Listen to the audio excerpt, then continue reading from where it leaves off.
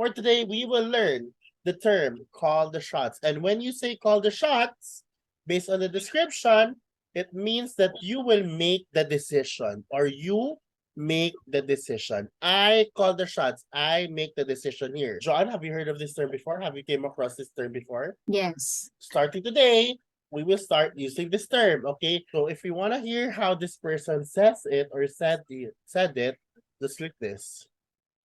This project has a lot of parts. Can you tell me who is doing what? Okay, so all you have to do all you have to do is to respond to it. So if you're not sure how to respond to it, just click see examples and you see like, example responses. All you have to do is to listen to it. Like I'm gonna choose this one, which is shorter, the casual one.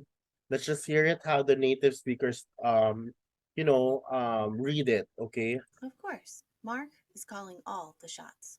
Okay, so all I have to do is to repeat that, okay? I'll just read it and repeat it. So all I have to do is click this, okay?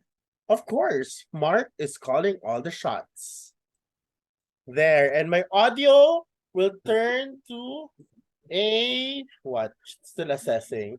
It will turn to there, to a text. See, of course, Mark is calling all the shots, and I have an excellent grade.